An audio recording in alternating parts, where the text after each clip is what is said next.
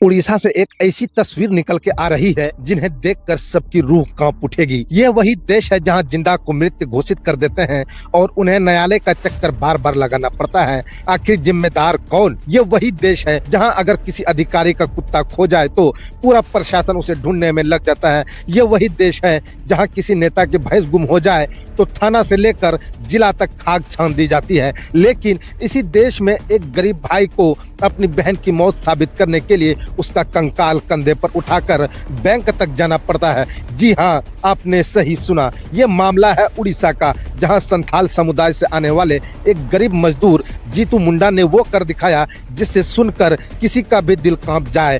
2 महीना पहले जीतू मुंडा की बहन की मौत हो चुकी थी। मरने से पहले उसने अपने मवेशी बेचकर करीब 18,300 रुपए अपने बैंक खाते में जमा किए थे। लेकिन किस्मत देखिए, उसका ना कोई पति बचा था और ना ही कोई बेटा। अब सवाल था उस पैसे का हकदार कौन? जवाब साफ था, जीतू मुंडा। लेकिन जब जीतू मुंडा बैंक पहुंचा तो उसे पैसे नहीं मिले। हर बार उसे एक ही जवाब दिया गया, डेथ सर्टिफिकेट लेकर आए। अब जरा सोचिए, एक अनपढ़ गरीब आदिवासी मजदूर जिसे यह भी नहीं पता सर्टिफिकेट क्या होता है, वो कहां से लाए ये कागज? कोई समझाने वाला नहीं, कोई मदद करने वाला नहीं। बार बार बैंक में चेक कर, बार बार वही जवाब, और आखिरकार तंग आकर उसने जो कदम उठाया वो इंसानियत को झकझोर देता है। जीतू मुंडा अपनी बहन की कब्र पर गया, कब्र को खोदा और 2 महीने पुराना कंकाल अपने कंधे पर उठाकर सीधे बैंक के दरवाजे पर पहुंच गया। जिसने भी ये दृश्य देखा उसके रोंगटे खड़े हो गए।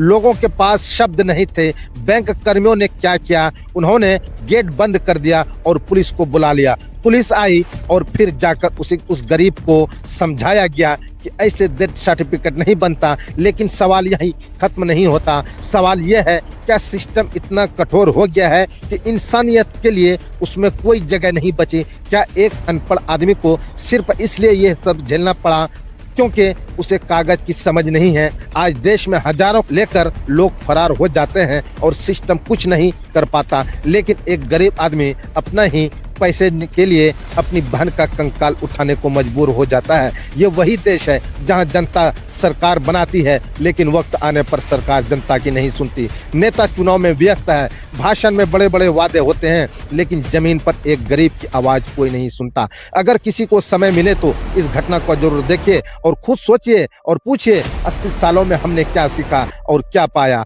और सबसे जरूरी, आखिर कतार में खड़े इंसान को हमने क्या दिया? ये सिर्फ एक खबर नहीं है, ये आईना है हमारे सिस्टम का, हमारे समाज का, और शायद हमारी संवेदनहीनता का भी। अब यहाँ के सिस्टम पर उठ रहे सवाल की आखिर उन्हें समझाने की कोशिश क्यों नहीं की गई? उन्हें बेहतर तरीके से क्यों नहीं समझाया गया? अगर पढ़े लिखे होते तो आज वह अपने मृत बहन का कंकाल, जिनकी 2 महीना पहले मौत हो चुकी थी, कंधे पर लेकर बैंक के गेट पर नहीं बैठते।